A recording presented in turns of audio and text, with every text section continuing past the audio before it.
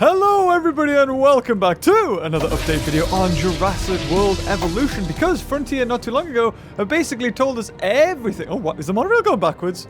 Oh my god, okay. Also, dinosaurs will escape, so do enjoy the chaos that will ensue while we go over the updates, because Frontier have let us know the whole shebang of updates coming in 1.8. This is the free patch that is coming just before, or is it the summer? Is this the summer update? So the free 1.8 update will bring a whole range of features to the game that have been widely requested by the Jurassic World Evolution community.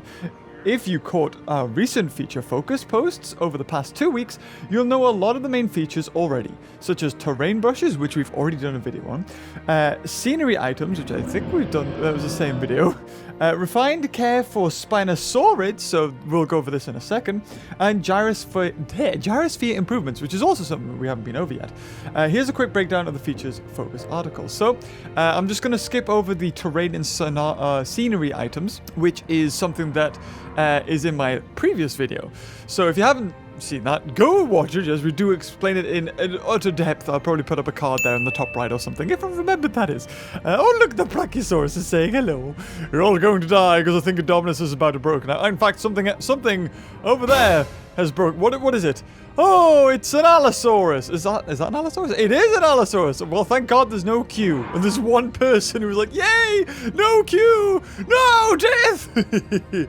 So, here we go. We're going to go to Spinosaurid care. Now, this is something that has been interesting to do with, of course, the Jurassic World franchise, or Jurassic Park franchise with Spinosaurus. The whole contempt over, did it walk on 4 legs? Did it walk on 2? Was it a fish eater? Could it kill T.rex? All that jazz. But Spinosaurids are receiving some refinement for their care, with the addition of a wetland need to represent their swamp and coastal environments, as well as new fish feeders. They'll prefer to eat fish over standard meat or goats, so do add these into their homes to ensure their content in their environment. Read more about it. Now, what would be interesting, and I don't know whether they've thought about this too much, the Spinosaurids in general ate fish, yes.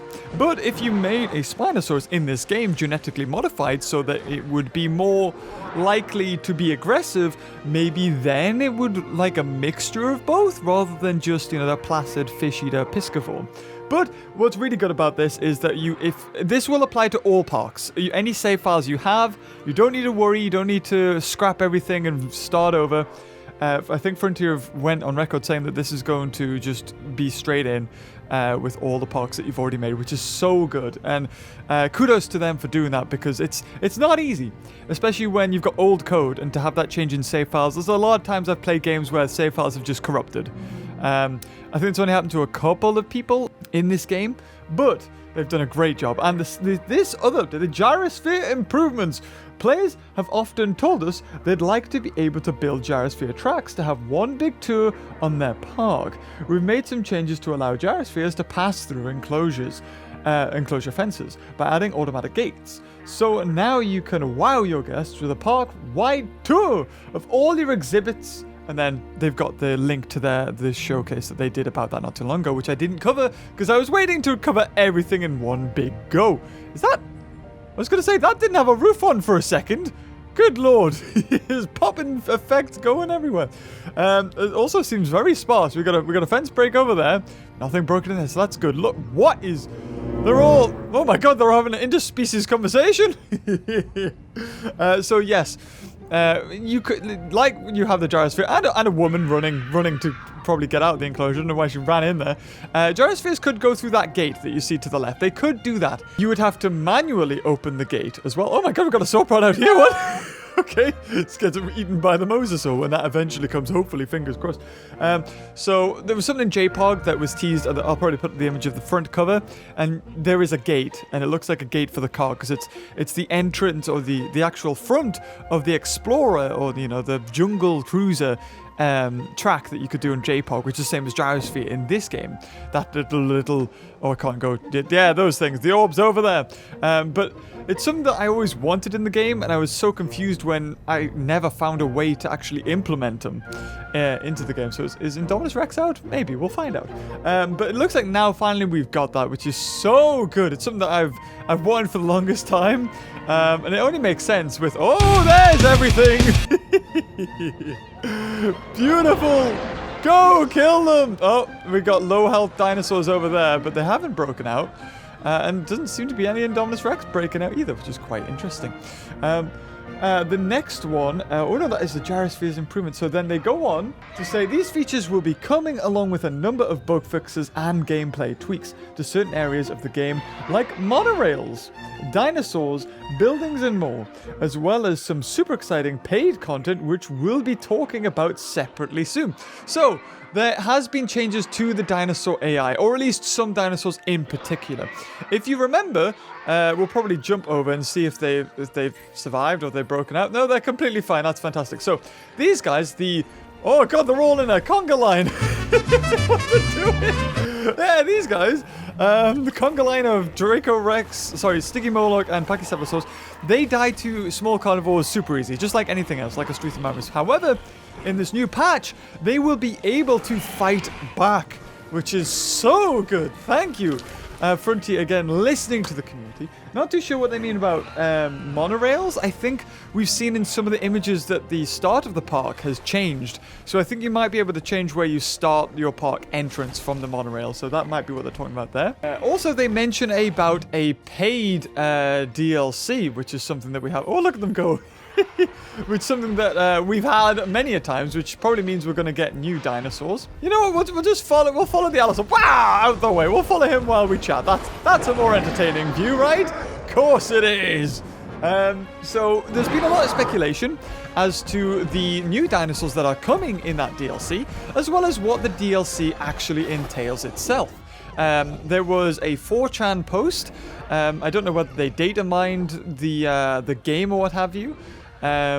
But I know game developers, and usually if game developers find out that people know what's coming, they'll often change the plan. So even if this is true, and like I said, I know nothing at the moment. I know nothing. I'm not pretending that Frontier have, I've been to visit Frontier or anything like that, and they've told me what's coming. I'm like, oh, I don't know, guys.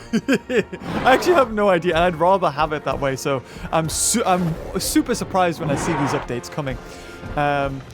So people, 4chan have said that or at least the person that, oh, there she goes, that there is a sanctuary where it's a Claire Deering mission, and there's a speculation to Eupocephalus coming into the game, which, if Eupocephalus does come into the game, I'm not going to be fussed. It's going to be another Ankylosaurid that will, oh god, was that an overkill? That was an overkill. It'll have a lot of health, and, well, sorry, a lot of defense, I should say, but it's nothing that changes the game. It's not going to have new animations, it's just going to be another Ankylosaurid, which it's always nice to have new dinosaurs coming, but it would be nice to have something that changes things a little bit, like the Pachycephalosaurus, a dinosaur that can now stand up to small carnivores. We need more stuff like that. Dinosaur animation or behaviors that change, pack mentalities that we don't have in the game. They're the stuff that, need to be out of this Claire Deering. Off she goes. Another big change that's coming to the game that I've mentioned in the previous one is that in challenge mode, you can enable in the settings whether you have randomized dig sites. So when it came to Jurassic difficulty and clearing it within a certain part time, which I definitely did not do, he just keep going around you, doesn't he? There's Toast. There you go. Are you planning out some sort of attack formation here? Because you really are not. When it came to Jurassic difficulty, and because you had these dig sites that were always the same, there was a strategy to it. Yes, RNG was a little bit of a change and added a little bit of difference to it, but really, there was no difference. Oh my god! Wait, the Allosaur's in here? Oh, okay. That's interesting. So you can get storms, or kicked across. You can get storms, which of course will hinder, depending on where they hit and if they destroy certain things, and you've got to be careful. But for the majority, and just as a general rule of thumb, there is a certain style of park to go for. There is a certain dinosaurs to go for as well. But thankfully, we are now getting towards a JPOG-esque kind of park system. So I'm really grateful for Frontier embracing that, because really it's only going to help wow, you see, you're not breaking up. It's only going to help the game in its longevity, because J-Park, of course, almost 20 years later, people are still playing that game because it's a good game. It really is. And it stood the test of time because of the random generated islands, because of the random generated dig sites, and of course because of modding, which this game still doesn't have. But Frontier are putting out updates and things all the time that really are helping towards making a better game in general. So I'm going to leave it there. I'll leave it with this little message here. We'll have more information available when the update goes live on 18th of June. There you go. That's it. But in the meantime, tune into our weekly live streams. Of course, they've got their Twitch link there, which you can find or type it into the search bar, of course, to have some fun. Make some new like-minded friends and chat about all things Jurassic World Evolution. Oh, look at Toast getting the kills! Oh, beautiful! And that is about going to have to wrap up this little update.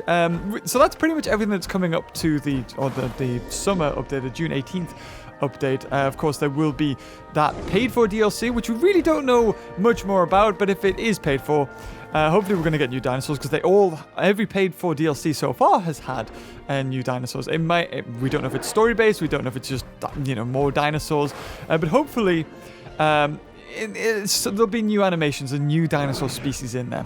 But anyway, guys, if you enjoyed this video, leave a like, and of course we'll be continuing our dinosaur preserve, or dinosaur sanctuary park, in Jurassic World Evolution. I've also got something super cool coming, and I'm working tirelessly on that. So hopefully you'll enjoy that when it comes. It is Jurassic World Evolution related. That's the only hint I'm going to give. And until next time, I'll see you later. Oh, bye-bye.